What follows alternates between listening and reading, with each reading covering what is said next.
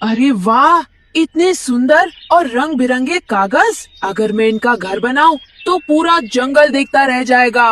रानो हमेशा कहती है कि हमारा घर पुराना हो गया है। आज मैं उसे सरप्राइज दूंगा।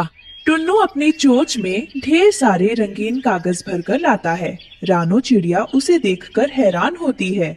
टुन्नू, ये आप क्या उठा लाए? मुझे लगा आप दाना लेकर आ रहे होंगे, पर ये तो चमकदार कागज है। मुझे माफ करना, पर ये हमारे किस काम के? बारिश होगी तो ये गल जाएंगे और जरा सी तेज हवा चलेगी तो फटकर बिखर जाएंगे। क्या आप सचमुच इन पर भरोसा कर रहे हैं? अरे रानो, तुम बहुत डरती हो। लकड़ी और तिनके तो सब लाते हैं। मैं तुम्हारे लिए जंगल का सबसे सुंदर कागज का महल बनाऊंगा।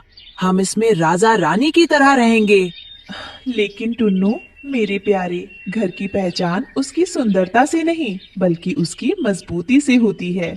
हमें सिर छुपाने के लिए एक ऐसा ठिकाना चाहिए जो हमें तूफान, बारिश और खतरनाक जानवरों से बचा सके। ये कागज का रंगीन ढांचा हमें सुरक्षा कैसे देगा? तुम भरोसा रखो रानो, ये बहुत अच्छा बनेगा। टुन्नू चिड़ा ने कई दिनों की मेहनत से गोंद और कागज को जोड़ जोड़ कर एक बहुत ही सुंदर रंग बिरंगा घर बनाया। वो धूप में हीरे की तरह चमक रहा था। भाई टुन्नू, घर तो बहुत शानदार बनाया है, पर क्या ये आंधी झेल पाएगा? हरिया भाई, ये मेरा प्यार है, ये कभी नहीं टूटेगा। कालू कौवा और गोरी कौवी टुन्नू के चमकते हुए घर को देख रही थी। उनकी आंखों में जलन थी। देख रही हो गोरी, उस 2 टके की टुन्नू ने हमसे भी अच्छा घर बना लिया। मेरी आंखों में इसकी चमक चुभ रही है। जलने की जरूरत नहीं है कालू जी, ये कागज का खिलौना है। जिस दिन मुसीबत आएगी ये सजावट ही इनकी जान लेगी। बस तमाशा देखो। कुछ दिन बीते, घर सचमुच सुंदर लग रहा था।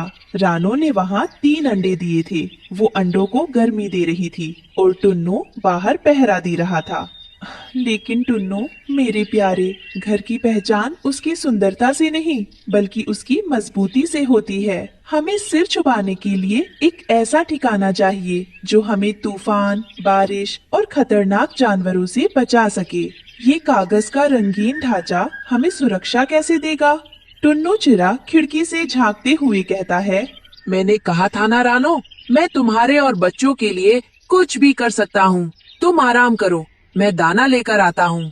टुन्नू जैसे ही उड़ने वाला था, उसे पेड़ के तने पर बिल्लू बिल्ली की परछाई दिखी। बिल्लू की नजर सीधे रंगीन घर पर थी क्योंकि वो अलग से चमक रहा था।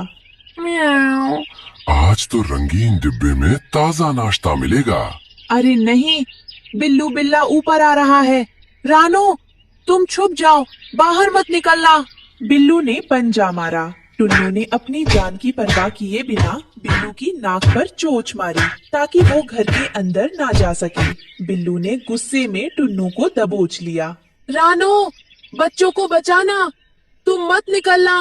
बिल्लू ने टुन्नू को मार दिया और उसे मुंह में दबाकर नीचे कूद गया। रानो अंदर से सब देख रही थी, पर अपने अंडों की खातिर वो रो भी नहीं सकी। रात हो गई थी। कागज का वो सुंदर घर अब वीरान लग रहा था। रानो अपने अंडों से लिपटकर सिसक रही थी। ओह टुन्नू, मेरे प्यारे टुन्नू, आप मुझे इस तरह अकेला छोड़कर क्यों चले दिए? क्या आपने एक बार भी नहीं सोचा कि आपके बिना मैं कैसे जी पाऊंगी? और अब मैं इन नाजुक क्षणभंगुर कागज की दीवारों में अपने बच्चों को कैसे सुरक्षित रख पाऊंगी? ये सुंदरता जिस पर हमने इतना गुमान किया था, वही हमारी जान की दुश्मन बन गई। काश मैंने आपकी बात मान ली होती। काश हमने सादा पर मजबूत घर बनाया होता। ये दिखावे की सुंदरता तो शराब बन गई। कुछ दूर जंगल में इंसानों ने आग जलाई थी। कालू कौवा वहाँ से एक सुलगती हुई चिंगारी वाली लकड़ी अपनी चोंच में उठा लाया। टुन्नू तो गया, अब इस कचरे के ढेर को भी साफ कर देता हूँ।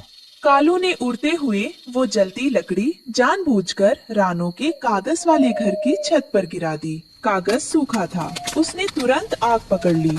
लपटें उठने लगी। रानो घबरा गई। आग! मेरे बच्चे!